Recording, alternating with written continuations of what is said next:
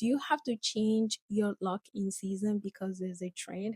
I don't live my life by a trend. So if I set the goal at the beginning of the year and I'm still working towards that goal up to the end of the year. So, which means this is a long term goal for me, not one time finish all. The question that I'm trying to bring into you is why are you trying to do this lock in season? Why?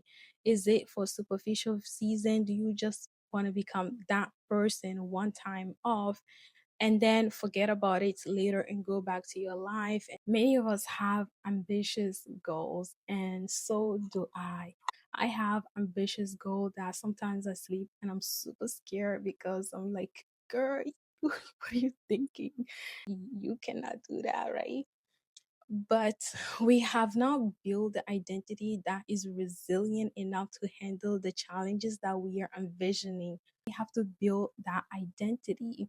And that's why I started to do these lock in. It's like building an identity that is ready to take on the challenge, that is resilient enough to handle the pressure, the responsibility, and the conflict that comes with that pursuit. And I feel like my current self is not there yet. It's not that confident. It's not presentable enough and it's not prepared. And I have to prepare for that particular person, which is why I'm doing the lock in season. I have done so many several time lock in season, and something that I noted is they were very superficial. I was not thinking long term enough. They were not really speaking to my heart of what I'm yearning for. Therefore, I wasn't consistent in it. So if you find yourself not consistent in the same amount of period, or you quit, you're falling back, you're not fully stepping into that identity, you're kind of linking off in between, this is a message that the goal of wanting to pass that journey is not speaking to your core value of what you want to do. It does not stick to a strong why. So you have to find a strong why to it. Another thing that I thought about is my persona that I have built over the years is not enough. Why? Because at this stage I have different responsibility. My mind have grown, my personality have changed, and I am a different person from the person that I've been back then. So all that accumulation I have done, although they are good and they serve a level of confidence for me to go on, but they are not able to sustain me the way that I want to. So that's why I want to go on this journey and really make sure that I'm more disciplined.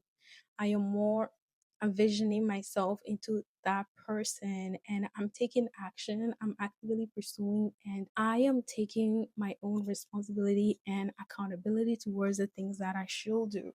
When I go to face these challenges and pursue these big, ambitious, lofty goals, I'm ready for it. I'm just ready for it.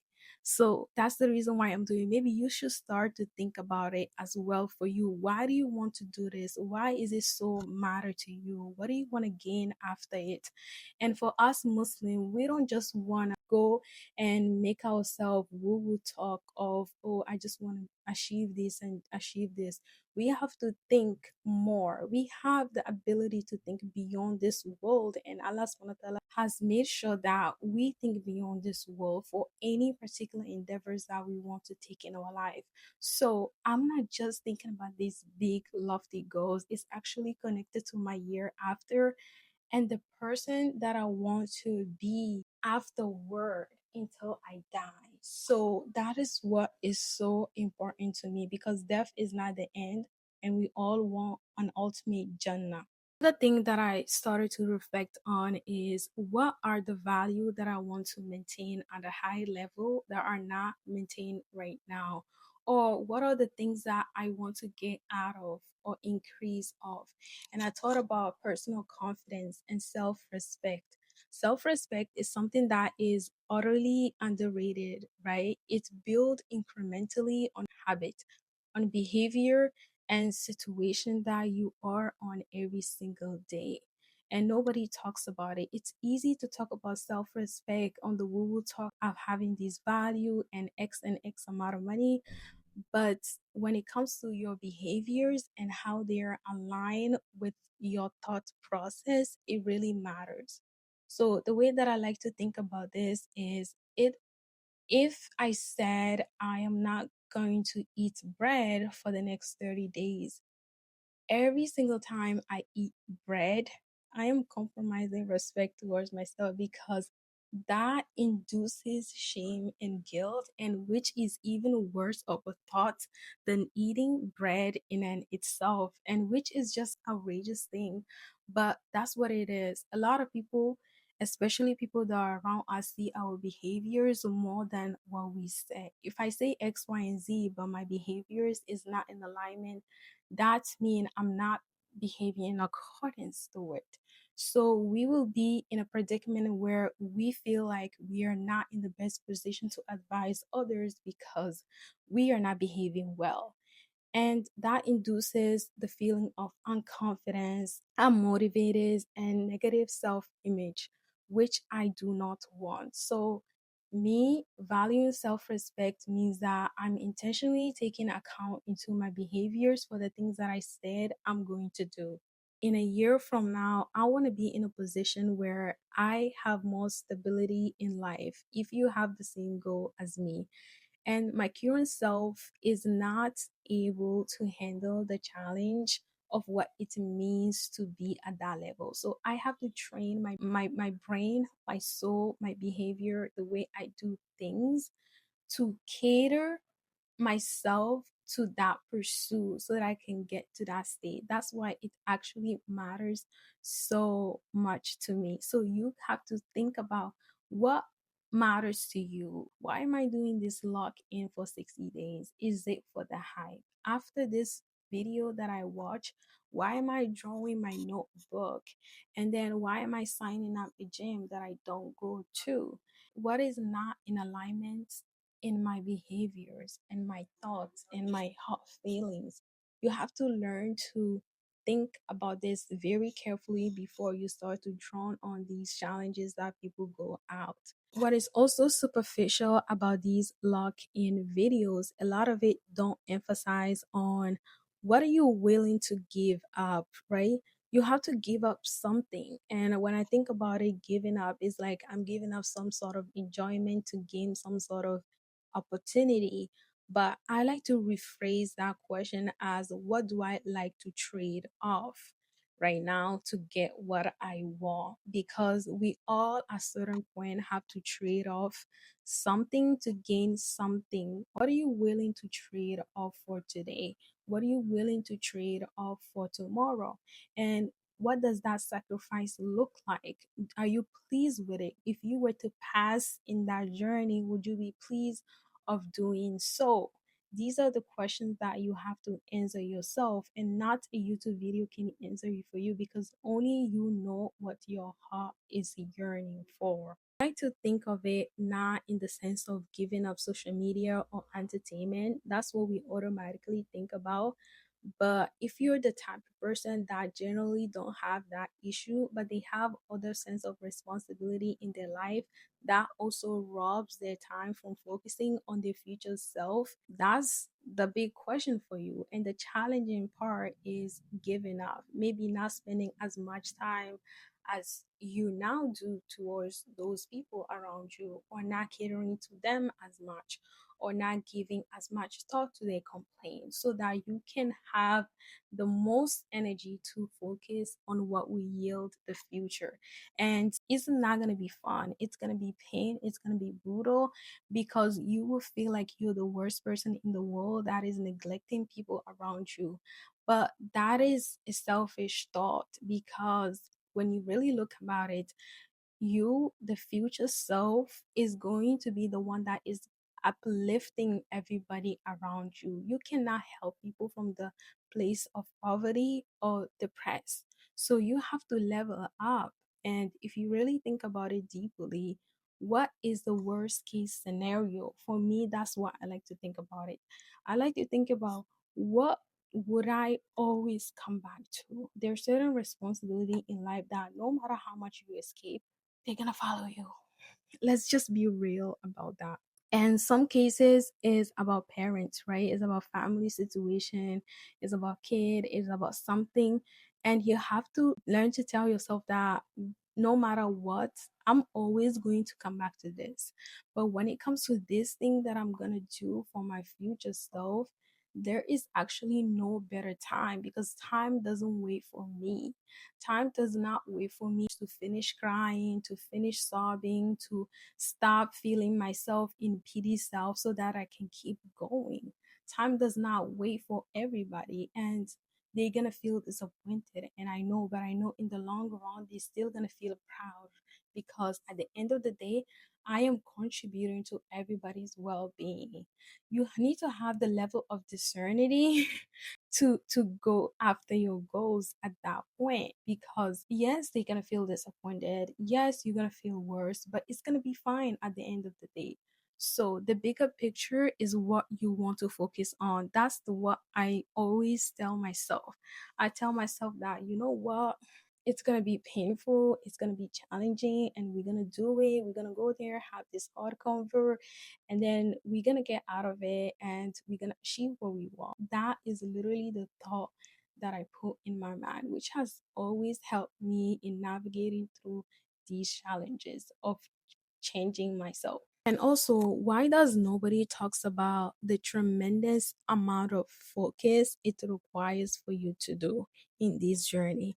I wish a lot of people express this. And I'm not talking about self-deluded focus of sitting down and trying to concentrate on something. Is life whole focus on everything? How do you navigate your life in the midst of chaos?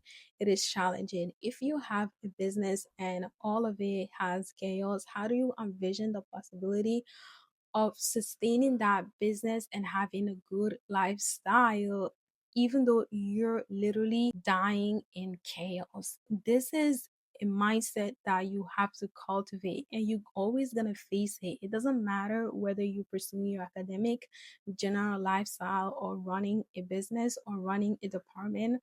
Or it just is you going to face chaos. And how do you tell yourself to discern those chaos and then focus on what really matter?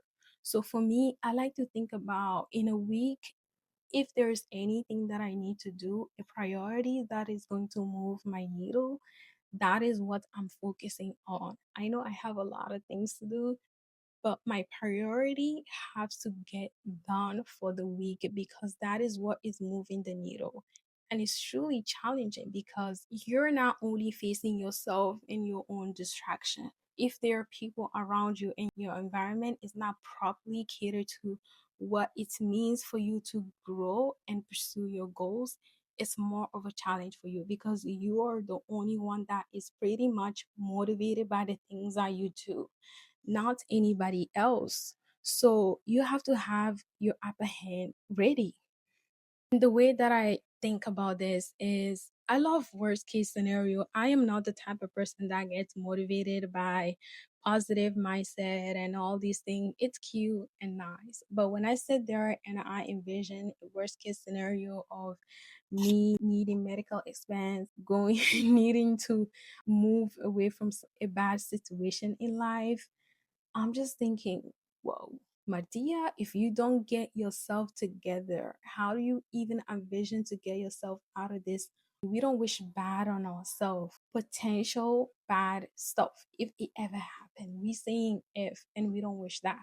However, we have to play with the scenario to understand that life does have its surprises. There's no reason why insurance exists. So if you ever think about all these positive stuff doesn't really resonate with you, try think about the worst thing. It's gonna get you out of the bed. Another thing that there's no enough talk about is the feeling of loneliness. This is a real thing. You're gonna feel like you're the only one in the bubble that is working towards what you know of. And it's not like you don't like to talk to people. It's just that not everybody have the same mindset that you have and where you want to go. Therefore, sharing stuff with them is kind of like unless you speak to the expert. So this is your superpower to gather, to take yourself to the expert, to the people that know it, to the people that have been there, to the people that have been to the situation, and to the people that knows it well and have grown. And it doesn't have to be your circle. It could be online as well. It could be online, it could be books, it could be your mentors, it could be your teachers. Find your own support system, and it's going to take time to find your own, because you might not resonate with people right now because you're into different journey, and everybody also is into their different journey, and it's okay to be in this state. And then the more you start to embrace it, the beautiful it's gonna be. You're gonna start running away from people because you think it's just too much of energy to handle. Just embrace yourself. Those moments makes you resilient. And we all love to shit about, oh, I'm so lonely, I need friend. And it's like, girl, get up, go get a hobby and do something. Get a book and read. Chase your goals relentlessly. Part two. Now let's talk about what are we working on this lock-in season. I know many people are dividing their life into a part, whether it's finance, wellness, and spirituality, mindset, money, connection, love, all these things. It's all cute and fun. I believe we are all in different journey of life, and you have to choose the things that resonate with you at the state that you are in, instead of trying to follow what everybody's saying and it does not work for you. So for me, I have only three that I'm focusing on until January. That's my only three goals. And then they will continue to go on. Number one, spirituality. Number two, health and wellness. Number three, and career. These are the three things that I want to focus on before January. Because January, I'm going on into different journey, and I want to get so many different things done before then.